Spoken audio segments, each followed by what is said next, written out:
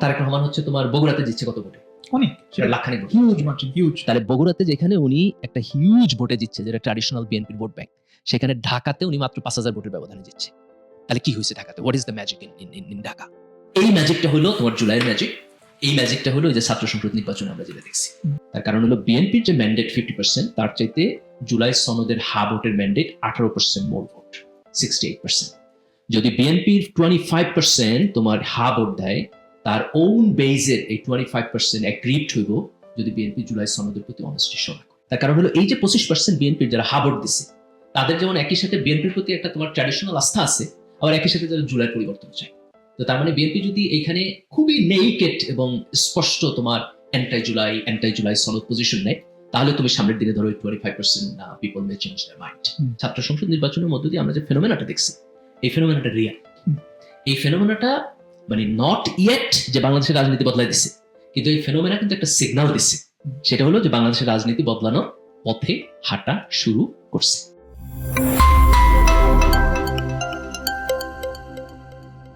Election কেমন হলো বলেন? প্রথম পয়েন্ট হলো আমরা বহুদিন পরে তোমার একটা গণতান্ত্রিক নির্বাচন দেখলাম। বহুদিন পরে মানে অনেক অনেক দিন পরে, তাই না? লাস্ট হচ্ছে আইদার তুমি 2001-এর নির্বাচন ধরবা অথবা 2008-এর। 2008-এর নির্বাচন নিয়ে নানান প্রশ্ন আছে। তো 2008-ও যদি ধরো, তারপরও আমরা প্রায় 16 বছর পরে তোমার একটা গণতান্ত্রিক নির্বাচন পাই। তো that's wonderful, that's the first point. Second point হলো নির্বাচনের দিন, নির্বাচনের ক্যাম্পেইন। তুমি যদি নির্বাচন আগের ক্যাম্পেইন দেখো এবং নির্বাচনের দিন ভোট গ্রহণের সময় যদি দেখো, তাহলে কিন্তু আমরা একটা অসাধারণ পরিবেশ পেয়েছি। ভায়োলেন্সের পরিমাণ অনেক কম হয়েছে, অনেক। তুমি ধরো নির্বাচনের আগে শুধুমাত্র বোধহয় একেবারে ক্ল্যাশের মধ্য দিয়া ডেথ হয়েছে মাত্র একটা, খুব সম্ভবত তোমার জামাতের শেরপুরে তোমার একজন উপজেলা আমির বোধহয়, উনি হচ্ছে বিএনপির সাথে তোমার সেক্রেটারি, বিএনপির সাথে সংঘর্ষ নিয়ে মারা গেছে। এই একটা ঘটনার বাইরে আমরা বড় ধরনের সংঘর্ষ দেখি নাই।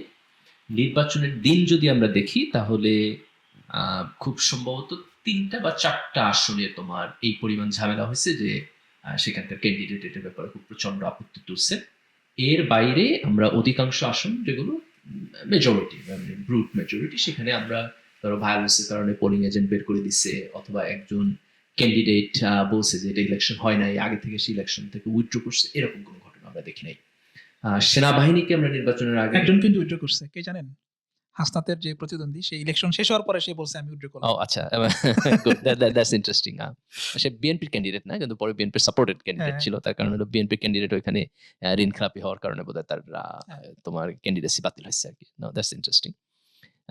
আমরা সেনাবাহিনীকে তোমার ভালো ভালো ভূমিকা পালন করতে দেখছি, আনবায়াসড একটা ভূমিকা পালন করতে দেখছি। তো সেই হিসাবে আমি বলবো যে এই নির্বাচন আমরা ইলেকশন ডে এবং অন্যান্য পার্সপেক্টিভে এক্সট্রাঅর্ডিনারি নির্বাচন আমরা দেখছি। শুধু একটা জায়গাটাতে বড় ধরনের আপত্তি উঠছে, সেটা হলো যে নির্বাচনের পরে বেশ কিছু আসনে যখন ভোট কাউন্টিং হয়েছে, সেই কাউন্টিং এর মধ্যে তোমার রিগিং হয়েছে কিনা, বিশেষ করে যে আসনগুলোতে ক্লোজ, সেই জায়গায় একটা বড় কোশ্চেন আছে। আমার বোধ হয় যে এইটুকু যদি না হইতো, তাহলে এটা বাংলাদেশের গণতন্ত্রের জন্য খুব ভালো হতো। সর্বশেষ আমার মনে হয় যে জামাত জোটের দিক থেকে তোমার 30টার মতো আসন, যেগুলো থেকে তারা রিকাউন্টিং এর দাবি জানাইছে। ধরো 10% ভোটের ব্যবধান বা 10,000 ম্যাক্স আর কি ভোটের ব্যবধানে জামাত হারছে, এরকম আসনের সংখ্যা হবে প্রায় 53।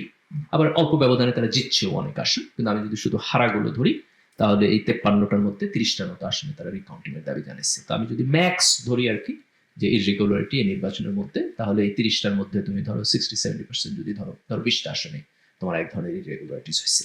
তো এই 20টা আসন যদি আমি যোগ দিই জামাতের 77-এর সাথে, তারপর বিএনপি নির্বাচনে তোমার জয়লাভ করে। তো ইন প্রিন্সিপাল এই যে কয়েকটা আসন ইররেগুলারিটির প্রশ্ন আসছে, যে এখানে কাউন্টিং এর সময় যে কোথাও কোথাও আমরা দেখছি যে তোমার ওই কাগজে ওভার রাইটিং করছে আর কি, যে ভোট কত, আবার কোথাও কোথাও তো টোটাল ভোটের সাথে মিলতেছে না। তো এইরকম যে ইররেগুলারিটিস গুলো আছে, এগুলো যোগ দেওয়ার পরও বিএনপি ইলেকশন উইন করে এবং একটা ফেয়ার ইলেকশন উইন করে। তো আমরা এখানে 2টা পয়েন্ট বলবো। একটা হচ্ছে যে মানুষ স্বাধীনভাবে নির্বিঘ্নে ভোট দিতে পারছে, এটা খুবই অ্যাপ্রিসিয়েবল একটা ঘটনা, এবং আমরা তুলনামূলক একটা ভায়োলেন্স ফ্রি নির্বাচনী প্রক্রিয়া দেখছি। ছোটখাটো ভায়োলেন্স অনেক হয়েছে, জামাতের মহিলা কর্মীদের তোমার নির্বাচনী ক্যাম্পেইনের সময় প্রচুর জায়গায় বিএনপির পক্ষ থেকে উত্তক্ত করা হয়েছে। নির্বাচনের দিন টুকটাক আমরা ভয় দেখানো এরকম ঘটনা আমরা দেখছি। হাতিয়া এবং ভোলা এরকম কয়েকটা আসনে আমরা বেশ কিছু নির্বাচনের দিন আমরা অনেকগুলো ভায়োলেন্সের ঘটনা দেখছি। কিন্তু আমরা যদি টোটাল 300 আসনের স্কেল সারা দেশের স্কেলের সাথে তুলনা করি, তাহলে এই ইররেগুলারিটিস গুলো নির্বাচনের ওভারঅল ফলাফল পরিবর্তনের মতো না। তো সেই জায়গা থেকে আমরা বলবো যে 91, 96 এবং 2001-এর পরে আমরা আরেকটা তোমার নিরপেক্ষ নির্বাচন দেখলাম।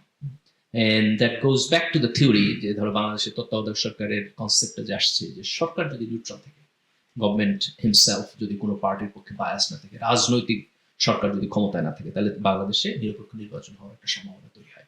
So that theory holds. তুমি দেখো আমাদের ইন্টারিম গভর্নমেন্ট, সেই ইন্টারিম গভর্নমেন্ট অত্যন্ত উইক ছিল, তাই না? পুলিশের ভালো কোনো রিফরমেশন হয় নাই, আইন শৃঙ্খলা পরিস্থিতি খারাপ ছিল, সারা দেশে তোমার ক্রিমিনালদের আলাদা করে তালিকা ধরে খুব বেশি অ্যারেস্ট করা হয় নাই, অবৈধ অস্ত্র উদ্ধার হয় নাই। কিন্তু এই সব কিছুর পরও কিন্তু আমরা কোনো এক্সট্রিম ভায়োলেন্ট নির্বাচন দেখি নাই। আওয়ামী লীগের সময় তোমার মনে থাকার কথা যে খুব সম্ভবত স্থানীয় সরকার নির্বাচনে তোমার মানে ভায়োলেন্সের কারণে মানে প্রথম দিকে কিছু নির্বাচন হলো, তারপর আওয়ামী লীগ যখন হারা শুরু করলো তখন সারা দেশে তোমার মানে ভায়োলেন্স হয়েছে, এক 40-50 জন করে তোমার মারা গেছে, এরকম স্ট্যাটিস্টিক্স তখন ছিল। তো তার সাথে যদি আমরা তুলনা করি যে একটা টোটাল নির্বাচনে তোমার এই যত ভায়োলেন্স আমরা একদমই দেখি নাই, আমি বলবো this is extraordinary in any perspective, extraordinary. হ্যাঁ, তাহলে মানে এটা এট দ্য সেম টাইম দুইটা জিনিস প্রুভ করে। একটা হচ্ছে যে আপনি যেটা বললেন যে যদি গভর্নমেন্ট নিউট্রাল থাকে তাইলে আপনি ইলেকশন ভালো হয়, নাম্বার ওয়ান, হুইচ ইজ এটা proved again and again. But it also raised another point, সেটা হচ্ছে যে election commission is as weak as it was. না ডেফিনেটলি দেখো পুলিশ তো বাংলাদেশ আইন শৃঙ্খলা পরিস্থিতির অবস্থা তো অত্যন্ত খারাপ ছিল, নাজুক ছিল, তাই না? আমরা পুলিশকে প্রপারলি ফাংশন করতে দেখি নাই। না। তার উপর নির্বাচন কমিশনের অবস্থা তো অত্যন্ত খারাপ। তুমি দেখো ঋণ খেলাপি নিয়ে কি হইলো, তারা ঋণ খেলাপিদের ধৈরা খুব ভালোভাবে ইলেকশন থেকে আউট করতে পারলো না। হ্যাঁ, প্রচুর লোক, একজন শুধুমাত্র একজন না দুইজন তোমার হয়েছে, বাকি সবাইকে হচ্ছে সবাইকে তারা অ্যাকসেপ্ট করলো এবং অ্যাকসেপ্ট করলো, এবং মানে- দুজন না তিনজনের ক্ষেত্রে তোমার আদালত নিষেধাজ্ঞা দিয়ে রাখছে যে তার ইলেকশন হ্যাঁ। করার পর হিয়ারিং হবে তাদের প্রসিডিউরে। তার মানে ইলেকশন কমিশন ফাংশন করে না। না, election commission was very weak Weak. এবং তারা আজকে মানে এই যেমন ধরেন এই যে মোবাইল ফোন নিয়ে যাওয়া যাবে না, এটা তারা ডিসিশন নিল, এরপরে আবার এনসিপি জামাত খুব স্ট্রং প্রোটেস্ট করলো, তারপরের দিন তারা আবার সেটাকে চেঞ্জ করে Change দিল। এবার নির্বাচনের ফলাফল তুমি দেখো কোনো সেন্ট্রালাইজ জায়গা নাই যেখানে তুমি ধরো একটা ওয়েবসাইট নাই যেখানে ঢুকলে তুমি পাইবা নির্বাচন কমিশনের যে তারা লাইভ আপডেট দিতেছে, তুমি সব ডাটা একসাথে দেখবা। না, They হ্যাঁ, don't have that. এইটা হচ্ছে যে এই যে নির্বাচন সুষ্ঠু হয়েছে, ভোট গ্রহণ সুষ্ঠু হয়েছে, কিন্তু ভোট গ্রহণের পরে যেই ভোট গণনার সময়কার যেই ব্যাপারটা, ওই জায়গায় যেই কোশ্চেনগুলো এখন উঠছে, আমি মনে করি যে আপনার ইলেকশন কমিশনের যে রিফর্ম যেই কমিশন একটা তো হয়েছে, সেইখানে এই জিনিসগুলো ঠিক কতটা অ্যাড্রেস তারা করছে আমি জানি না। ইলেকশন কমিশনের রিফর্ম নিয়ে আমাদের আনফরচুনেটলি কথা কিন্তু কম হয়েছে, খুব কম হয়েছে তুলনামূলক মানে এই জিনিসটা আমাদের ড্রপ পড়ে গেছে, ধরো খুব সাবস্টেন্সিয়ালি পরিবর্তনটা হয় না, এবং এই নির্বাচনের মধ্যে আমরা এটা দেখছি। কিন্তু সারপ্রাইজিং যেটা সেটা হলো যে একটা উইক গভর্নমেন্ট থাকার পরও, একটা উইক নির্বাচন কমিশন থাকার পরও, একটা অগোছালো পুলিশ ডিপার্টমেন্ট থাকার পরও আমরা কিন্তু একটা নিরপেক্ষ নির্বাচন দেখছি, তাই না? মানে বাংলাদেশের স্ট্যান্ডার্ড বাংলাদেশের স্ট্যান্ডার্ড এক্স্যাক্টলি বাংলাদেশ আগের যে নির্বাচনগুলো, তো তুমি তার মধ্যে এটা ধরো মানে one of a very good election হবে। তো দ্যাট শোজ জাস্ট তুমি যদি ইন্টারিম গভর্নমেন্ট রাখো, মানে তত্ত্বাবধায়ক সরকার যদি রাখো, কেয়ারটেকার গভর্নমেন্ট যদি রাখো, তাইলে পরে আমরা বাংলাদেশে তোমার ভালো নির্বাচন পাবো, যেটা আমরা আগে দেখছি। অর্থাৎ এবং তুমি এটার সাথে যদি মিলাও যে শেখ হাসিনা যে 3টা চুরির ইলেকশন করলো, এটা সে একমাত্র করতে পারছে, তার কারণ হলো সে কনস্টিটিউশন চেঞ্জ করে তত্ত্বাবধায়ক সরকার ব্যবস্থা বাতিল করে দিচ্ছে। তো যদি তত্ত্বাবধায়ক সরকার ব্যবস্থা বাতিল না হইতো এবং ওটা যদি থাকতো, তাহলে হাসিনার পক্ষে কিন্তু এইভাবে তোমার টানা ক্ষমতায় থাকার কোনো সম্ভব ছিল না। তো জাস্ট তুমি মানে গভর্নমেন্ট উপর থেকে যদি বায়াস না হয়, then you actually can see a fair election. আমার কোথায় যে নির্বাচন কমিশনের এখন উচিত যেই আসনগুলোতে ইররেগুলারিটিস এর জন্য রিকাউন্টিং এর আবেদন করা হয়েছে, এগুলোকে প্রপারলি রিকাউন্টিং করা। কারণ হচ্ছে যে তুমি সবকিছু তো পেপার ট্রেইল আছে, তাই না? তাহলে তুমি যদি পেপার ট্রেইলে যাও এবং রিকাউন্টিং করো, তাহলে কোথায় ওভার রাইটিং হয়েছে, কোথাও জিনিসটা ঠিক মতো যোগ হয়েছে কিনা, কোথাও রাইট ব্যালটকে না করে দিচ্ছে কিনা, তো এটা মানে এগুলো সব ব্যালট ট্যালট সবই আছে, সো আপনি হ্যাঁ। এটা চাইলেই আপনি করতে পারেন। এবং আমার মনে হয় এটা করা উচিত যেই কারণে, কোনো প্রার্থীকে জেতানো বা হারানোর জন্য না, এটা করা উচিত যেই কারণে, সেটা মেইন কারণ হচ্ছে যে নির্বাচন ব্যবস্থাটার প্রতি মানুষের যাতে কনফিডেন্স বাড়ে। Exactly, definitely. এবং বিএনপি অ্যাজ এ পার্টি এটাতে এগ্রি হতে তো তার কোনো প্রবলেম নেই, কারণ হচ্ছে তার আউটকাম তো চেঞ্জ হবে না। না, আউটকাম চেঞ্জ হবে না, মানে যদি বিএনপি ম্যাসিভ জিতছে, তার কোনো আউটকাম চেঞ্জ যদি হবে আমরা না। ধরে নেই যে জামাত এনসিপির দাবি করা 30টা আসনে, ধরে নিলাম যে 30টা আসনে জামাত বিএনপি এখন রিকাউন্ট হলে জিতে গেল, এক্সট্রিম কেস, যেটা কখনোই হবে না। বাট এটা যদি হয়ও 212 থেকে 30 গেলে কত থাকে?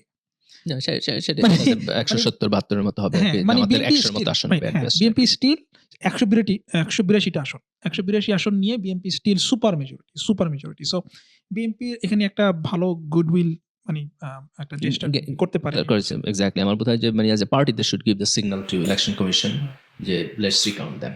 এবং আমার বোধ হয় যে Jamaat as a party should be very strongly arguing for that যে এটাকে কাউন্টিং করা উচিত। হ্যাঁ, এটাকে এবং পার্সু করতে হবে। নির্বাচন commission as an institution should do that. তার কারণ হলো যে আমরা অনেক দিন পর একটা নির্বাচন পাইছি এবং নির্বাচনটা যাতে সকল প্রকার প্রশ্নের উপরে থাকে হুম। সেইটাকে মানে আমাদের সামনে রাখা উচিত। Hmm. But at the same time যেহেতু এটার মধ্য দিয়ে তোমার ইলেকশনের আউটকামটা চেঞ্জ হবে না, তো সেই জায়গা থেকে বিএনপি ইলেকশন জিতছে, তারা 5 বছর they will rule the country, তারা সরকার গঠন করবে, দে ফর্ম দ্য গভর্নমেন্ট। এবং মানে Jamaat and everybody else should accept that. তারা এখন সরকারে যায় ঠিক মতো কাজ করে কিনা সেটা আমাদেরকে অবজার্ভ করতে হবে। ভালো কাজ করলে উইল সাপোর্ট দেম, খারাপ কাজ করলে উইল ক্রিটিসাইজ দেম। আবার 5 বছর পরে যে একটা নির্বাচন হবে তার মধ্যে দিয়ে জনগণ তার ওপিনিয়ন দিবে, নতুন করে আবার তারা বিএনপিকে এভালুয়েট করবে, ভালো করছে না খারাপ করছে, বিরোধী দলকে এভালুয়েট করবে, ভালো করছে না খারাপ করছে। এই নিয়মতান্ত্রিক রাজনীতিতে আমাদের এখন প্রত্যাবর্তন করতে হবে। এটা মানে জুলাইয়ের পরে আমরা এই আলাপ আলোচনা বেশ অনেকবার করছি যে তুমি মানে এভরিডে মর্নিং একটা করে তো নতুন রেভলিউশন করা সম্ভব না এবং এইভাবে কোনো সমাজ এবং রাষ্ট্র ব্যবস্থা চলে না। তো আমাদেরকে যেটা করতে হবে সেটা হলো একটা নিয়মতান্ত্রিক রাজনীতিতে আমাদেরকে প্রত্যাবর্তন করতে হবে। ইলেকশন হচ্ছে তার প্রথম স্টেপ এবং এর মধ্যে দিয়ে আমরা একটা নিয়মতান্ত্রিকতায় আসছি। এবং এটা ভালো দুইটা রাজনৈতিক দলকে একজন আরেকজনের সাথে একটা হিউজ হেট্রেড এটা কালচার করা যাবে না।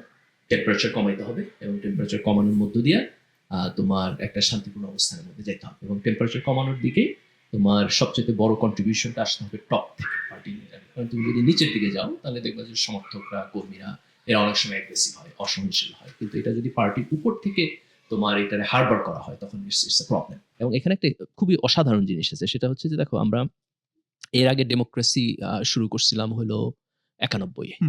তো 91-এ যখন খালেদা জিয়া জিতলো বিএনপি, তখন হাসিনা কিন্তু বলল যে সূক্ষ্ম কারচুপি হয়েছে, তাই না? এবং হরতাল করা শুরু করলো।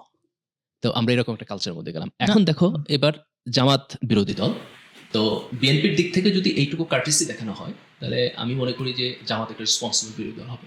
সে অযথা হরতাল দিতে যাইব না, অযথা ক্যাওয়াস করতে যাইব না, বরং সরকারকে সে হেল্প করবে। তো সেই জায়গা থেকে যদি বিএনপি এবং জামাত উভয় একটা মোর রেসপন্সিবল আচরণ করতে পারে এবং হাসিনা খালেদার মধ্যে তোমার যেই ভয়াবহ পরিমাণ ব্যক্তিগত তোমার মানে এক ধরনের ক্রোধ, একটা এনমিটি ছিল, সেই জায়গা থেকে যদি তারেক রহমান এবং শফিকুর রহমান বের হয়ে আসতে পারে তাহলে আমি মনে করি যে আমরা তুলনামূলকভাবে অনেক অনেক ভালো রাজনীতি পাবো সামনের দিকে। এখানে ইমিডিয়েটলি যদি আমি বলি যে তারেক রহমান দিক থেকে এটা খুব ভালো জেস্টার হয়েছে। আর এখানে বোধহয় আর একটা বড় ধরনের প্রবলেম আছে, সেই প্রবলেমটা হলো তোমার পোস্ট ইলেকশন ভায়োলেন্স। অনেকগুলো জায়গায় আমরা খুব ম্যাসিভ না হলেও কিন্তু ছোট আকারে অনেকগুলো আলাদা আলাদা জায়গায় আমরা কিন্তু মানে পোস্ট ইলেকশন ভায়োলেন্স দেখতেছি। এবং এর মধ্যে তোমার হাতিয়াতে একটা অভিযোগ আসছে, তোমার নারী নির্যাতনের রেপের একটা অভিযোগ আসছে। এখন অভিযোগটার প্রপার তদন্ত আমরা দেখি নাই যে ফাইনালি কি হয়েছে, আমরা তদন্ত না আসলে কনক্লুসিভ জায়গা বলতে পারবো না, কিন্তু অভিযোগ তো আসছে এবং অভিযোগটা অনেক বড় অভিযোগ। আমার বোধ হয় যে পোস্ট ইলেকশন ভায়োলেন্সের ব্যাপারে BNP should take a very strong stand যে এটাকে কোনোভাবেই যাতে সামনে যাইতে দেওয়া না হয় এবং যারা এটা করে তাদেরকে যেন সন্ত্রাসী হিসেবে আইডেন্টিফাই করা হয়। ইট ডাজন্ট ম্যাটার যে সে বিএনপি করে অথবা বিএনপির সাথে affiliated. Crime is a crime, criminal is a criminal, তাকে ক্রিমিনাল হিসেবে আইডেন্টিফাই। এবং বিএনপির এইসব এই টাইপের লোকদের কাছ থেকে বিএনপি আসলে গেইন করার কিছু নাই। এরা বিএনপির ভোট কমাবে, এরা বিএনপির ইমেজকে একটা প্রশ্নের মুখে দাঁড় করাবে এবং বিএনপি উড বি মানে বেনিফিটেড যে এই ধরনের লোকগুলাকে, যারা ক্রিমিনাল গ্যাংস্টার, এই ধরনের লোকগুলোকে যদি বিএনপি শুরুতে একটা স্ট্রং সিগন্যাল দিয়ে দেয় যে না মানে এই ধরনের কোনো ল ভাঙবে, ল ব্রেক করবে, এই ধরনের কোনো কাজ ওয়েলকাম করা হবে না। সো এটা হোপফুলি দেখা যাক বিএনপি কি করে। বাট আমি এখন পর্যন্ত বিএনপির দিক থেকে কিছু আমি দেখি নাই, বাট হোপফুলি তারা করবে আর কি। আচ্ছা, আমরা যদি এরপরে ইয়েতে মুভ করি, ইলেকশনের রেজাল্ট যেটা হইলো যে ইলেকশনের রেজাল্টের আগে ইলেকশনের একটা বড় পার্ট ছিল গণভোট। সো গণভোটে গণভোটে তো আমরা খুব মানে ম্যাসিভ স্ট্যান্ড নিছি। আমার অলওয়েজ স্ট্রেট ফরওয়ার্ড স্ট্যান্ড ছিল যে জুলাই সনদ আমাদের গণতান্ত্রিক যে যাত্রা এবং সামনের দিকে আগানো এটার জন্য অত্যন্ত পজিটিভ। এবং জুলাই সনদ যদি ভোট পাস করে এবং যদি বাস্তবায়ন হয় তাহলে আমরা আমাদের গণতান্ত্রিক সিস্টেমের মধ্যে একটা ফান্ডামেন্টাল পরিবর্তন দেখব। ডাটা হচ্ছে তোমার 68% হা ভোট পাইছে এবং 32% হচ্ছে না ভোট পাইছে। সো অলমোস্ট ডাবল, টুয়াইস না ভোট যা পাইছে তার মধ্যে তোমার টুয়াইস হচ্ছে তোমার হা ভোট পাইছে। সো দ্যাটস আ ভেরি মানে ক্লিন এবং ক্লিয়ার ম্যান্ডেট হলো তোমার হাবটের জুলাই সনদ পাশ হয়েছে। তো আমি মনে করি যে এটা একটা অসাধারণ জিনিস, ইট শোজ যে গণ অভ্যুত্থানের মধ্য দিয়া আমাদের যে রাজনৈতিক কনসাস, যে আমরা একটা পরিবর্তন চাই, জুলাই যে পরিবর্তনের জন্য দাঁড়ায়, তো এইটার একটা জনপ্রিয়তা আছে মানুষের মধ্যে। এবং এই জনপ্রিয়তাটা তোমার মানে ছোটখাটো না, it's just not 50% margin. BNP as a party তোমার ভোট পাইছে, টোটাল যে পরিমাণ ভোট কাস্ট হয়েছে, কাউন্ট হচ্ছে, তার 50% ভোট হচ্ছে বিএনপি এবং তার অ্যালাইড ফোর্স যারা পাইছে, মোস্টলি বিএনপির তোমার জোটে অল্প কিছু সিট ছিল বাইরে, তো মোস্টলি বিএনপি 50% ভোট পাইছে। তো অ্যাজ এ পার্টি বিএনপির ম্যান্ডেট হলো 50% লোকের, কিন্তু ভোটের ম্যান্ডেট হলো তোমার 68% ভোটের, অর্থাৎ বিএনপি টোটাল ভোটের চাইতেও তোমার 18% বেশি ভোট কিন্তু ভোটের ম্যান্ডেট। তার মানে জুলাইয়ে আমরা যে পরিবর্তনের কথা বলছি, সেই পরিবর্তন কিন্তু এই নির্বাচনের মধ্যে নালিফাই হয়ে যায় না। এই ধরো যে মানে একটা দিক থেকে আমরা দেখতে পারি যে জামাত এবং এনসিপি মোর জুলাইয়ের ফেস ছিল, তো সেখানে কি বিএনপির জয় কি এটা মিন করে যে জুলাইয়ের যে রাজনৈতিক আকাঙ্ক্ষা এইটা সংখ্যাগরিষ্ঠ মানুষকে এখনো টাচ করে নাই বাংলাদেশে? আমি মনে করি that's argument is not right. এবং সেই রাইট যে না, সেটা তুমি বুঝবা যে গণভোটে যে 68% তোমার পাস করছে, তার মধ্যে তোমার মনে থাকার কথা যে গণভোট নিয়ে যখন আলাপ আলোচনা হয়েছে, প্রচুর কেতাবে আলোচনা হয়েছে, কেউ কেউ বলছে যে মানুষ বুঝবে না যে গণভোট কি, তাই না? কেউ বলছে যে এতগুলো এক লগে হাত দিয়ে দিচ্ছে তাহলে তো মানুষ না ভোট দিব। আমরা অনেক বুদ্ধিজীবীর এই কথা বলতে দেখছি যে জুলাই সনদ যদি না ভোটে হারিয়ে যায় তাহলে কি হবে, আপনাকে আমও গেল সালাও গেল, তাই না? আমরা নানান আর্গুমেন্টে দেখছি, কিন্তু ফাইনালি আমরা যেটা দেখলাম যে মানুষ আসলে এই পরিবর্তনটা বুঝে এবং মানুষ এই পরিবর্তনটা অ্যাকসেপ্ট করে, এবং সেখানে 68% তোমার ভোট আসছে। এখানে সারপ্রাইজিং যে বিএনপির পজিশন কি ছিল, হ্যাঁ না? বিএনপি তো আমার যতটুকু মনে পড়ে তারেক রহমান শুধু একটা জায়গায় উনি ভোটের পক্ষে বলছে, that's maybe the only time he said that, if I am not mistaken. So শুধু উনি একবার বলছেন। আর লোকালি অনেক জায়গায় অনেক ভিডিও টিডিও আছে এগুলার, যে বিএনপির অনেক লোকাল এবং কিছু জাতীয় পর্যায়ের নেতাও তারা এইসব গণভোট টনভোট এগুলার মানে নেগেটিভ তারা প্রচারণা করছে, নার জন্য তারা প্রচারণা করছে। বিএনপির ইস্তেহারেও কিন্তু তারা একই সাথে বলছে যে আমি জুলাই সনদ বাস্তবায়ন করব, আবার তারা বলছে যে 31 দফা এবং যেখানে আমরা এগ্রিমেন্ট করছি শুধু সেখানে বাস্তবায়ন করব। হ্যাঁ, তার মানে তার একটা অ্যাম্বিগুইটি আছে, অ্যাম্বিগুইটি, এবং তারা নিজেদেরকে কন্ট্রাডিক্ট করতেছে। তাহলে জুলাই সনদের প্রশ্নে বিএনপির মধ্যে কিন্তু অ্যাম্বিগুইটি ছিল, এবং বিএনপি স্থানীয় পর্যায়ে অনেক জায়গায় না ভোটের ক্যাম্পেইন করছে। ডিসপাইট অফ দ্যাট 68% তোমার হা ভোট। এখন ধরো আমি অ্যানালাইসিস করি, আমি যদি ধরো লোয়ার বাউন্ড আপার বাউন্ড দেই, যে বিএনপি জামাত ধরো যে 38% তোমার ভোট পাইছে, না জামাত এবং এনসিপি, জামাত এবং এনসিপি তোমার 38% ভোট পাইছে। এই 38% পুরোটাই ধরো তুমি হা ভোট।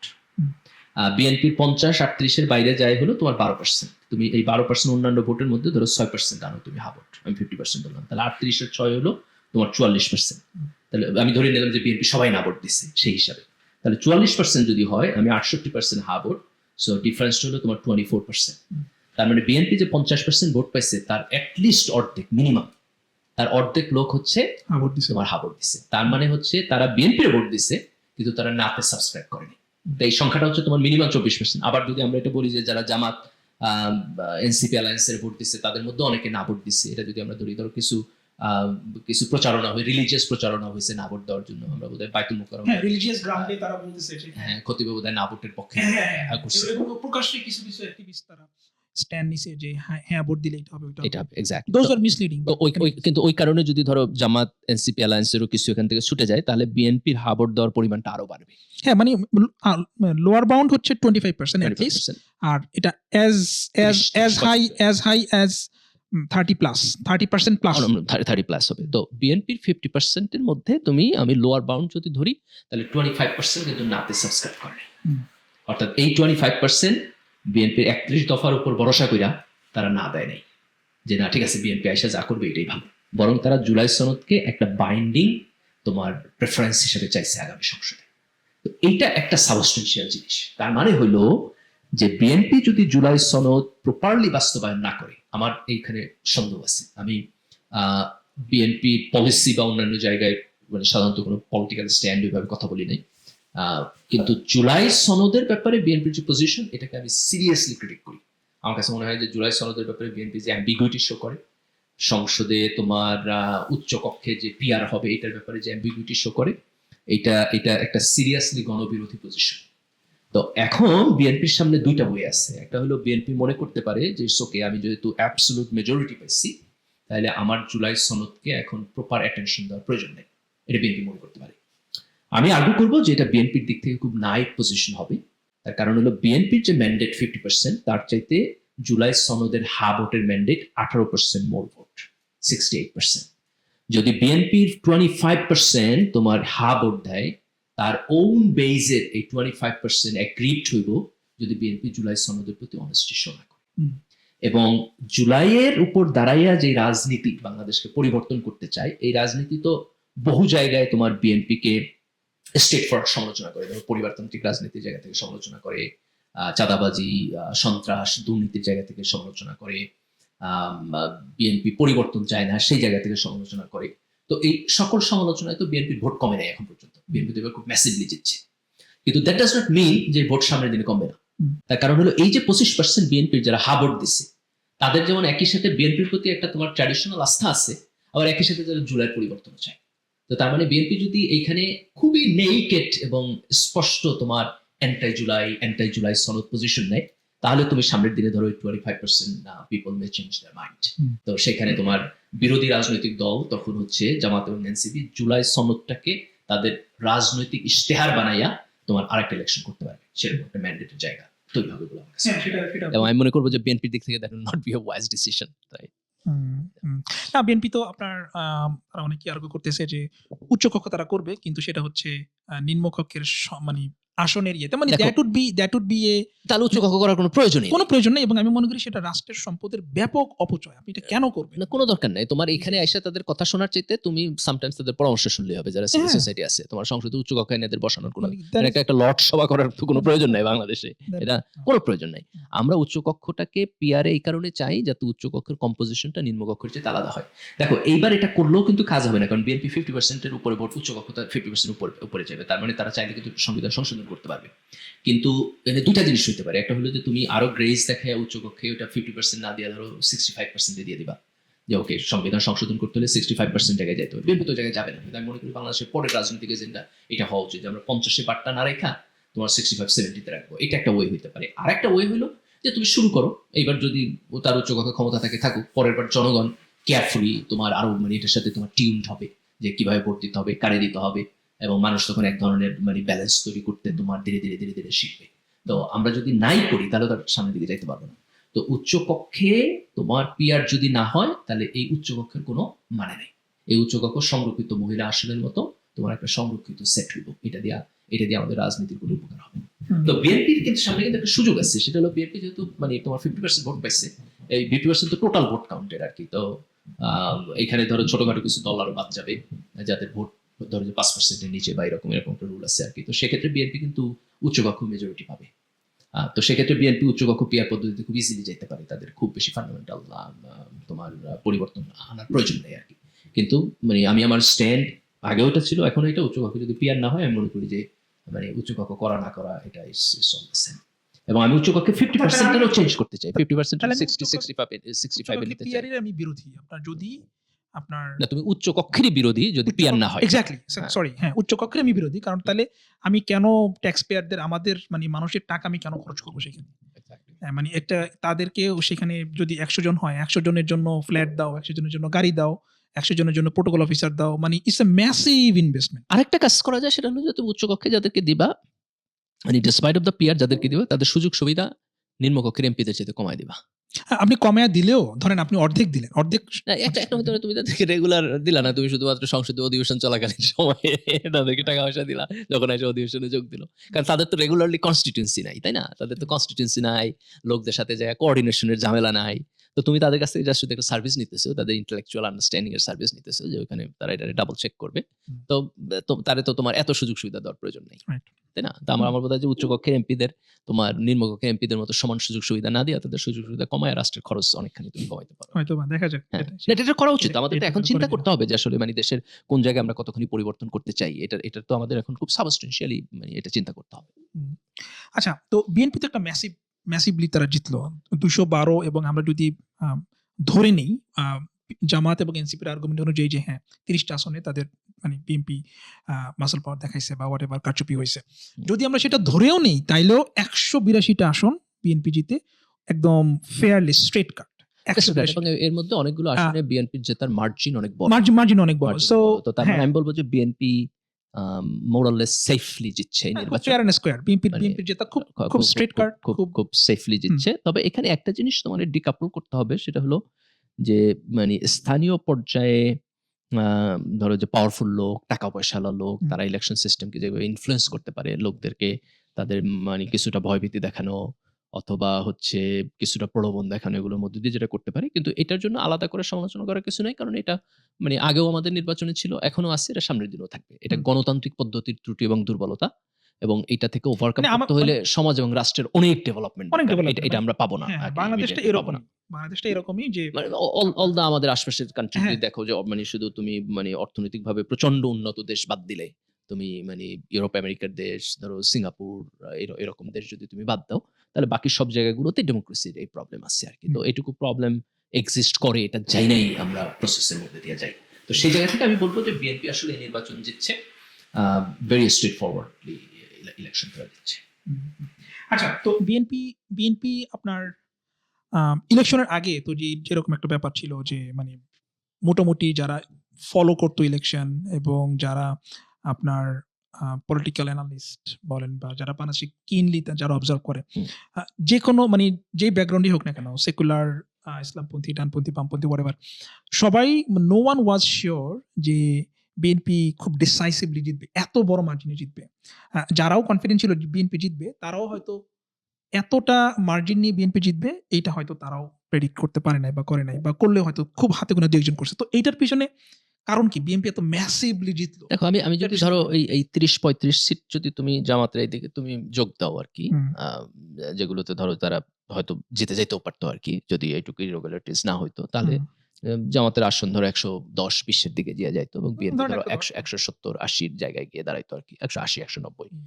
এই জায়গায় গিয়ে দাঁড়াইতো। তো সেখানে ধরো মানে আসনের হিসাবে এটাকে আমি খুব বড় জয় বলবো না, তার কারণ হলো বাংলাদেশে অল্প ভোটের ব্যবধানে কিন্তু আসন অনেক পরিবর্তন হয়ে যায়। যেমন ২০০১-এ আওয়ামী লীগ তোমার আসন পাইছিল হলো ৬০টার মতো, কিন্তু ভোট কিন্তু বিএনপির চাইতে ৪%-এর মতো কম পাইছে। ৪% না মানে না বিএনপি এবং জামাত যদি যোগ দাও, জোট, হ্যাঁ, কারণ জোট জোটের পাইছিল against এ যোগ তো, ৪০%। হ্যাঁ ৪০%, তারা ৪০ এর মতো। ওরা পাইছে ৪% ৪০, ভোটের হ্যাঁ। ব্যবধানে কিন্তু সিটের ব্যবধান অনেক হইছে।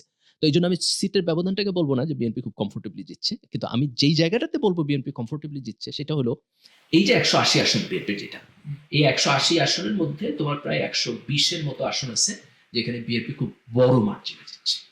তো এই যে বড় মার্জিনে যে জেতাটা, এটাকে আমি বলবো যে বিএনপি কমফোর্টেবলি জিতছে। এখন এটাকে যদি আমরা ব্যাখ্যা দিতে চাই যে ধরো মানে বিএনপি নির্বাচন আগে তো ইলেকশনটা অলমোস্ট 50-50 মনে হয়েছে আমাদের সবার কাছে, তাই না, অনেকের কাছে 50-50, সেই জায়গা থেকে যে বিএনপি এখানে জিতলো, তো এটা হচ্ছে যে ধরো বিএনপির জেতার ব্যাপারে কোশ্চেনটা কেন আসলো, আমরা যদি এখানে যাই। বিএনপির অপোনেন্ট হলো জামাতের লাস্ট ইলেকশনের পারফরমেন্স হলো ম্যাক্স হলো তারা 18টা আসন পাইছে, 12% ভোট পাইছে 91-এ। 91 এবং 96 তারা আলাদা ইলেকশন করছে এককভাবে। 2001 থেকে বিএনপি আর জামাত জোট করে ইলেকশন করছে, 2001 এবং 2008 তারা জোটে ইলেকশন করছে, 14-18 তো 22 তোমার বাজে ইলেকশন বাদ দিয়ে দিতে হবে আমাদের। তার মানে হলো মানে জামাতের রিসেন্টলি একক ইলেকশন করার কোনো ডাটা নেই, এবং তারা বিএনপির সাথে ইলেকশন করছিল 35টা আসনের মতো, বাকি আসনে কখনোই তারা নির্বাচন করে নাই। তো সেই জায়গা থেকে কিন্তু আমরা ধরো আগস্টের পরে প্রথমে আমরা মনে করছি যে বিএনপি জিতবে। তারপরে একটু একটু করে পরিবর্তনটা হয়েছে দুইটা কারণে। একটা হলো বিএনপি প্রো জুলাই রাজনীতি করে নাই, তার ফলে বিএনপির পারফরমেন্সের ব্যাপারে একটা হিউজ কোশ্চেন উঠছে মানুষের মধ্যে। এবং সেকেন্ড হলো ছাত্র সংসদ নির্বাচনে আমরা দেখছি যে ছাত্র শিবির তোমার হচ্ছে মানে প্রত্যেকটা ক্যাম্পাসে মিনিমাম 10% ভোটের ব্যবধানে জিতছে, এবং এই 10% ভোটের ব্যবধানে জেতা, দ্যাট রেজ এ কোশ্চেন যে এটা ন্যাশনাল ইলেকশনে রিফ্লেক্ট হবে কিনা।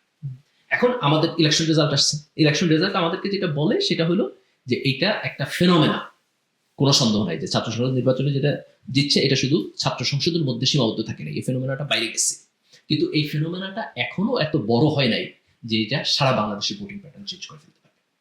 কিন্তু তুমি যদি দুইটা মার্জিনাল জায়গায় যাও, একটা মার্জিনাল জায়গায় তুমি যাইতে পারো, সেটা হলো যে ছাত্র সংসদের যেই ভোটিং প্যাটার্ন আমরা দেখছি এটা সো বিগ যে এটা সারা দেশ কাঁপাই দিচ্ছে, পরিবর্তন করে ফেলছে। তাহলে আজকের নির্বাচনে আমরা বিএনপি ঘাটতি দেখতাম, সেটা ঘটে নাই। আবার আরেকটা মার্জিনাল জায়গায় যদি মনে করো যে না এটা শুধুমাত্র ক্যাম্পাসেরই ঘটনা, এর বাইরে কিছু ঘটে নাই, বিএনপি যা জিতছে তাই জিতছে, আমি এটাকেও রাইট মনে করি না। দুইটা কারণে রাইট মনে করি না। একটা হলো তুমি কিছু কিছু জায়গায় ক্লিয়ারলি দেখবা যে এই যে ক্যাম্পাসের যে পরিবর্তন এটার ইম্প্যাক্ট আছে। যেমন ধরো জামাত এনসিপি অ্যালায়েন্সের ভোট কত %? 38। 38%। আচ্ছা, তোমার 2008-এ নির্বাচনে হারছিল তো বিএনপি জামাত জোট, কয় পার্সেন্ট ভোট পেয়েছিল তারা? 35% ভোট পেয়েছিল। ওকে। যদি 2008 ইলেকশন নিয়ে কোশ্চেন আছে, কিন্তু ধরো 5% কিন্তু 35% ভোট পায় তারা বিরোধী দল। তোমার 2001-এ আওয়ামী লীগ পেয়েছিল বিরোধী দল, তারা হলো 40, আর জামাত অ্যালায়েন্সের হলো 38%।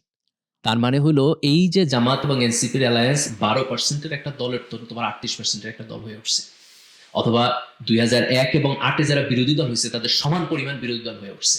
That clearly shows that phenomena exist, তাই না? মানে আপনি বলতেছেন যে ছাত্র সংসদ নির্বাচনগুলার যেই রেজাল্ট সেটার সেটার ফুল ইম্প্যাক্ট আছে। ইম্প্যাক্ট আছে। ইম্প্যাক্ট নট বিগ হ্যাঁ। এনাফ যে জামাত ক্ষমতায় চলে আসছে, হুম। জামাত এনসিপি ক্ষমতায় চলে আসছে, এতখানি বিগ এনাফ না, কিন্তু ইম্প্যাক্টটা ছোট না। Okay.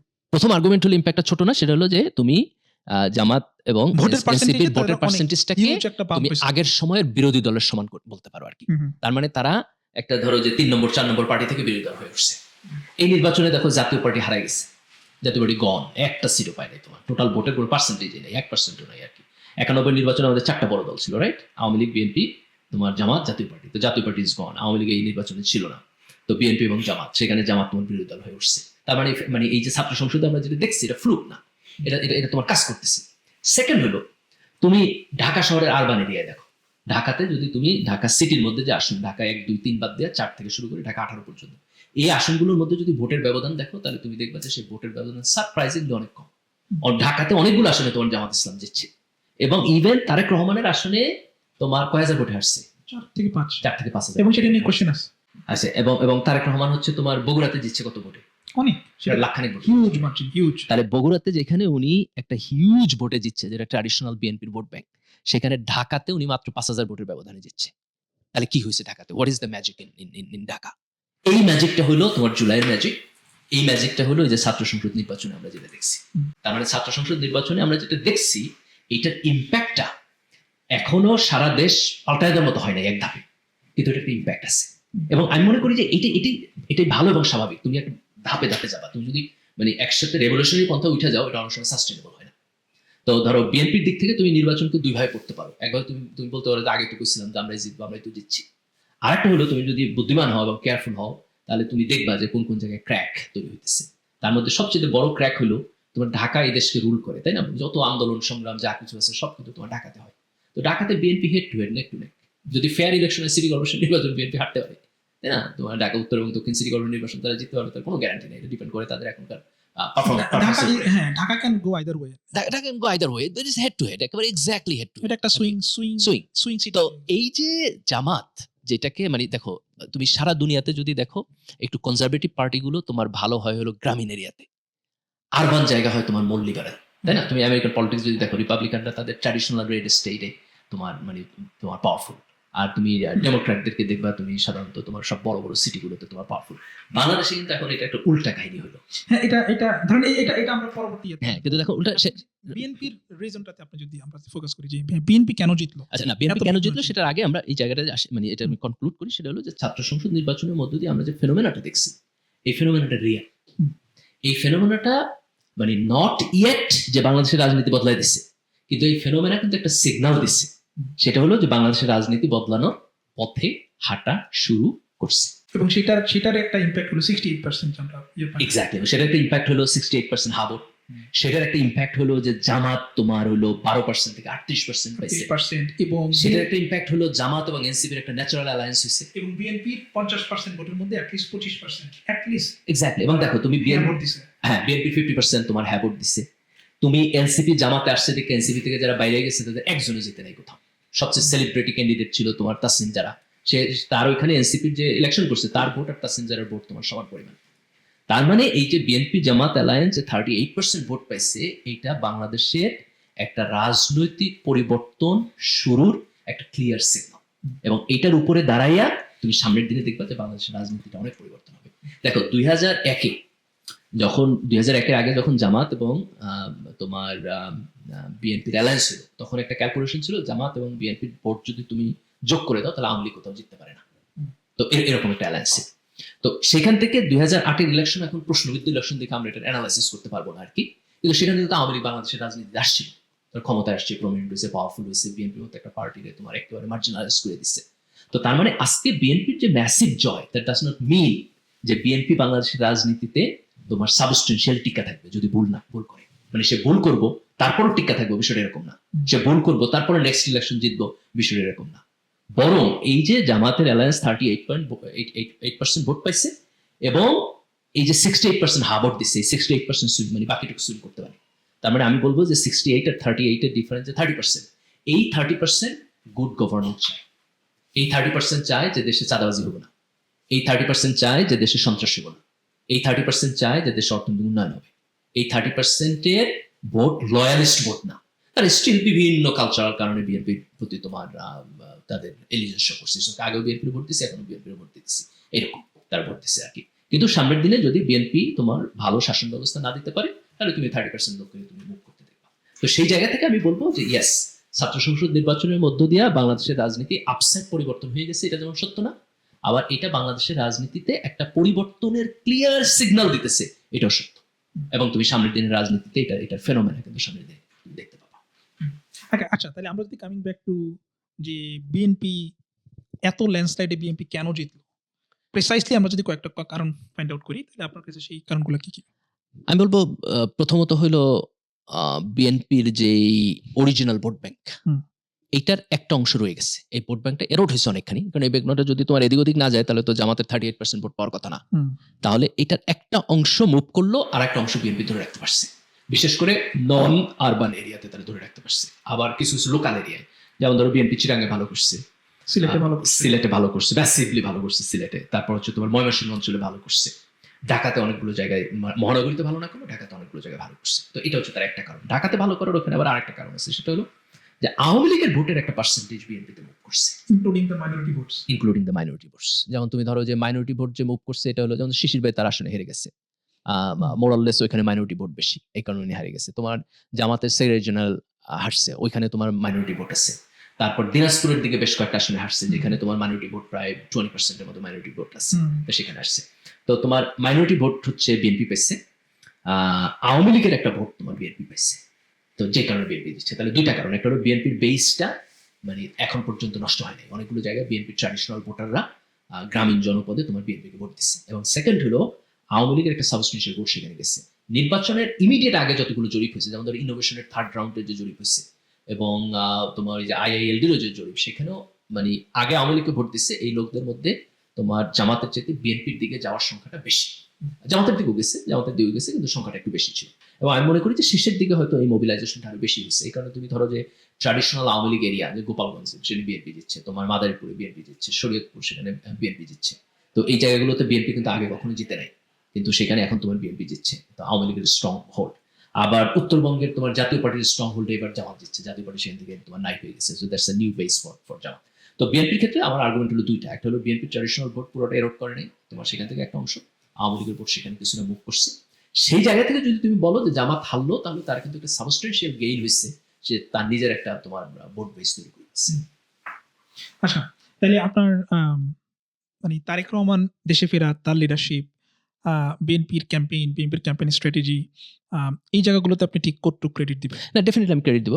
প্রথম হচ্ছে যে ধরো মানে তারেক রহমান তো অনেক দেরি করে ফিরছেন। উনি আরো আগে ফিরলে এবং যদি ওনার দলটাকে আরো গোছায় নিতে পারতেন, তাহলে আমি মনে করতাম যে এটা আরো ভালো লিডারশিপ হইতো। কিন্তু ডেসপাইট অফ দ্যাট তারা তো ট্রু, কিন্তু ধরো যে আফটার লং টাইম উনি আসছেন এবং একটা ইলেকশন ক্যাম্পেইন করছেন এবং ইলেকশন ক্যাম্পেইন লিড দিচ্ছেন। This is the first time, তাই না? 2001-এর ক্যাম্পেইন ওনার কিছু কন্ট্রিবিউশন ছিল, কিন্তু অনেক ইয়াং ছিলেন, পার্টির মেইন স্ট্রিমে ছিলেন না। সেই তুলনায় এখন এবারে পার্টির চেয়ারপারসন হিসেবে উনি লিড দিচ্ছেন এবং উনি ইলেকশনে সাকসেসফুল হয়েছেন। সো অফকোর্স মানে ক্রেডিট বিলংস টু হিম। বিএনপির যারা স্ট্র্যাটেজি মেক করছে, যারা ক্যাম্পেইন পরিচালনা করছে এবং তারেক রহমানের যে নেতৃত্ব, আমরা ডেফিনেটলি এটাকে ক্রেডিট দিব যে উনি ওনার ফার্স্ট রাউন্ডে উনি সাকসেসফুলি তোমার জয়লাভ করছে। এবং মানে এটাকে ছোট করার কোনো কারণ নেই, তার কারণ হলো যে জুলাই গণ অভ্যুত্থানে যে হাইপ ছিল, সেই ট্রেন্ড ছিল, তার এগেনস্টে দাঁড়ায় ওনার নির্বাচনী প্রচারণা করতে হয়েছে এবং তার মধ্যে দিয়ে উনি আসছেন। তো এই কারণে আমি ওনাকে ক্রেডিট দেবো। কিছু জায়গায় আমি ক্রিটিসাইজ করবো, আসতেছি, কিন্তু তার আগে আরেকটা পয়েন্ট হলো যে এখন উনি সরকারে আসছেন, মানে he is going to the prime minister for the first time in his life. So তার পারফরমেন্সের উপরে এটা হবে তার রিয়েল রেটিং। যেমন তুমি ধরো আমি যদি খালেদা জিয়ার মেইক দেখি as a leader, Khaleda Zia Ershad বিরোধী আন্দোলনের মধ্যে উপরে উঠছেন, বিএনপিকে রিঅর্গানাইজ করছেন, তো ওইটার মধ্যে দিয়ে খালেদা জিয়ার পলিটিক্যাল লিডারশিপ তোমার ডিফাইন্ড হয়েছে। তারপরে ওনার পলিটিক্যাল লিডারশিপ ডিফাইন্ড হয়েছে, উনি 2 বার প্রধানমন্ত্রী ছিলেন, 91 একবার, 2001 তার পারফরমেন্সের মধ্যে দিয়ে। তো তারেক যে এবার প্রধানমন্ত্রী হয়েছেন তার কাজের মধ্যে দিয়ে এখন হচ্ছে তারেক রহমানের তোমার রেটিং হবে যে উনি দেশ এবং সরকার কিভাবে পরিচালনা করেন, উনি মন্ত্রী পরিষদে কাদেরকে নেন, ওনার একটা নতুন টিম বিল্ড আপ করতে হবে। So from that point of view মানে আমরা তাকে দেখবো যে উনি কোন জায়গায় আছেন। কিন্তু আমি যে কুইকলি কয়েকটা জিনিস বলবো সেটা হলো যে উনি অ্যাজ এ পার্টি হিসেবে বিএনপি উনি রিঅর্গানাইজ করেন নাই, কারণ সেই টাইমটা উনি পান নাই। উনি দেশে আসছেন অনেক দেরি করে, আসা নির্বাচনের মধ্যে ঢুকে গেছেন। তাহলে পার্টি হিসাবে উনি বিএনপিকে কিভাবে ডিল করেন এটা আমাদের এখনো দেখতে হবে। ছাত্রদল সবগুলো ক্যাম্পাসে নির্বাচন হারছে, তো সেই জায়গা থেকে ছাত্রদল কিভাবে কাম ব্যাক করবে সেখানে তো ওনার লিডারশিপের কোশ্চেন আছে। ছাত্রদল কি এখন ক্যাম্পাসগুলোতে এক ধরনের শক্তি প্রয়োগ এবং ভায়োলেন্সের দিকে যাবে, নাকি ছাত্রদল গঠনমূলক রাজনীতির মধ্যে দিয়ে আগামী ছাত্র সংসদ নির্বাচন জিততে চাইবে, সেই কম্পিটিশনের দিকে যাবে? তো সেটা আমাদেরকে দেখতে হবে। তারেক রহমান পার্টির চেয়ারপারসন হয়েছেন, কিন্তু পার্টির কিন্তু হয় নাই তোমার এই সম্মেলন হয় নাই, সম্মেলনের মধ্যে উনি চেয়ারপারসন। জুলাই সনদ বাস্তবায়ন হলে তো ওনার চেয়ারম্যানশিপ ছাড়তে হবে। যদি জুলাই সনদ পুরোপুরি নেয় তাহলে আমি এখনো কনফিউজ আসলে বিএনপি নিবে কিনা পুরোপুরি। তবে মানে এইটাকে আমি এত গুরুত্বপূর্ণ বলে মনে করি না, যে ধরো যে মানে পার্টির চেয়ারপারসন প্রাইম মিনিস্টার এক ব্যক্তি হইতে পারবেন, এটা আমার কাছে এত গুরুত্বপূর্ণ বলে মনে হয় না। যতটা গুরুত্বপূর্ণ হচ্ছে তোমার উচ্চকক্ষে পিআর এবং হচ্ছে ওই যে নিয়োগ প্রক্রিয়াগুলোতে যে কমিটি, এটাকে আমার কাছে খুবই ফান্ডামেন্টাল। তো কিন্তু ধরো যে উনি পার্টির চেয়ারম্যান হয়েছেন মানে সম্মেলনের মধ্যে দিয়ে না, তো এখন তো ওনার সম্মেলনের মধ্যে দিয়ে ওনার পার্টির মানে একটা নিয়মতান্ত্রিক প্রক্রিয়ার মধ্যে দিয়ে যাইতে হয়। তো উনি কিভাবে সরকার পরিচালনা করেন এটা হলো একটা জায়গা, উনি কিভাবে দল পরিচালনা করেন এটা হলো আরেকটা জায়গা। তো দুইটার জায়গায় আমাদের চোখ রাখতে হবে। তুমি যদি একটা ভালো রাজনীতি চাও তাহলে তোমার দলেরও রিঅর্গানাইজ করতে হইব, সরকারকেও রিঅর্গানাইজ করতে হবে। তো এখন সরকারের সামনে অনেকগুলো চ্যালেঞ্জ, জুলাই সনদ কেমনে বাস্তবায়ন করবে, দ্যাটস আ চ্যালেঞ্জ, তাই না? তুমি অর্থনীতির দিক থেকে হিউজ চ্যালেঞ্জের জায়গা আছে। তো একটা ক্যাওটিক সিচুয়েশনের মধ্যে আমরা আছি, সেখান থেকে মানে আসতে হবে। বাট আমি যেটা বলবো সেটা হলো যে প্রত্যেকটা মানুষের ধরো যখন সে পলিটিক্যাল লিডার তখন একটা পিরিয়ড থাকে, যে পিরিয়ডের কাজের মধ্যে দিয়ে তার নিজের ডেফিনেশন তৈরি হয় যে হু ইউ আর। যেমন খালেদা জিয়ার ক্ষেত্রে এটা তোমার ডিফাইন করছে স্বাধীনতা আন্দোলনের মধ্যে দিয়ে হু শি ইজ। তারা যে বলে যে আপসীন নেত্রী, এটা কিন্তু ওই যে ৮৬ নির্বাচনে যায় নাই, সেই জায়গা থেকে, তাই না? তো তারেক রহমানের এই ডেফিনেশনটা এখনো আমি মনে করি হয় নাই, এই ডেফিনেশনটা হবে এখন। তুমি যদি ধরো সাম পিপল প্রো বিএনপি হয় তাহলে সে অনেক প্রশংসা করবে, অনেক জায়গা থেকে করতে পারে, এই ইলেকশনের যে জিতছে এটা থেকে করতে পারে যে না এটা তার লিডারশিপ। আমি এখনো মনে করি না যে আমি এটার জন্য তারা কংগ্রাচুলেট করবো, রেটিং করবো, হাই রেটিং করবো, কিন্তু স্টিল আমি মনে করি না যে এটা টেস্ট। তার টেস্টটা হইব এখন উনি সরকার কিভাবে পরিচালনা করেন সেটার মধ্যে টেস্ট। আরেকটা টেস্ট হইল, ধরো যে আমরা যদি একটা প্যারামিটার আইডেন্টিফাই করতে চাই, সেটা হলো ৯১ এর পরে বাংলাদেশে কোনো গভর্নমেন্ট কিন্তু পরপর 2 বার থাকতে পারে নাই, তাই না? তুমি ৯১ খালেদা জিয়া আসছে, ইলেকশন হারছে, তারপর সবসময় চেঞ্জ হয়েছে। তো আমার বোধ হয় যে তারেক রহমানের একটা রিয়েল টেস্ট হবে যে if he can run the government so well and so good, যে বিএনপি এবার যে ভোট পাইছে এই ভোটগুলো রিটেইন হবে। এই যে আমরা আর্গু করতেছি যে ৩০% যারা হ্যাঁ ভোট দিচ্ছে, বিএনপি গুড গভর্নেন্স না দিলে তার আগামী নির্বাচনে মুখ ফিরাই নেবে। তো সেই জায়গা থেকে যদি উনি বিএনপির এই ভোট বেস তোমার একটা গুড গভর্নেন্সের মধ্যে দিয়ে এদেরকে ধরে রাখতে পারে এবং আগামী নির্বাচনেও তোমার একটা সুষ্ঠু নির্বাচনের মধ্যে দিয়ে তাদের এন্ডোর্সমেন্ট পায়, তাহলে আমি বলবো যে he is a great leader. So let's wait for that time. তুমি ধরো আগে ভাগে যদি ক্রাইটেরিয়া সেট করো তাহলে সুবিধা যেটা হয় সেটা হলো তুমি পরে রেট করতে যাইয়া পার্সোনালি বায়াস থাকবে না, মানে তোমার criteria preset and now you can see যে কি হইতেছে কি হইতেছে না। রাইট, আমি নিজেও তারেক রহমানকে মানে তার ইলেকশন ভিক্টরিটার জন্য আমি কনগ্রাচুলেট করি, নাম্বার 1। নাম্বার 2, আই হোপ যে সে খুব মানে ভালোভাবে দেশ চালাবে, বিকজ সে তো এখন আমাদের প্রাইম মিনিস্টার। হ্যাঁ, সে কোনো দলের প্রাইম মিনিস্টার না, সে আমাদের সবার প্রাইম মিনিস্টার, সে ন্যাশনাল প্রাইম মিনিস্টার। হ্যাঁ, সো সে আমার প্রাইম মিনিস্টার, সে আমাদের prime minister. So I would মানে wish the best for him. এবং আমার মতে যে আরেকটা জিনিস বলতে হবে যে আমরা বিরোধী দলীয় নেতা হিসেবে ডক্টর শফিকুর রহমানকে পাইতেছি, এন্ড হি ইজ অলসো মানে তুমি কংগ্রাচুলেট করতে পারবা যে একটা 12% ভোট পাওয়া দলের এসে 38% নিয়ে এসেছে। ট্রিমেন্ডাস লিডারশিপ, তাই না? ধরো তারেক রহমান বিএনপিকে জেতানো যতটা না ক্যারিসমেটিক লিডারশিপ, তার চাইতে 12% ভোটের একটা পার্টিকে 38% নিয়ে আসা তোমার একটা মানে সাবস্টেন্সিয়াল বিরোধী দল হিসেবে এস্টাবলিশ করা জামাত ইসলামকে, এটাকে আমি মনে করি যে মানে হিউজ সাকসেসফুল কাজ। তো ডেফিনেটলি ধরো দুইটা জিনিস যদি একসাথে হয়, this is the first time in the history তুমি বাংলাদেশে ধরো একজন প্রাইম মিনিস্টার এবং একজন বিরোধী দলের নেতা পাইতেছো, মানে বোথ লুকস ওয়ে বেটার। তো মানে that will be my 2 cents.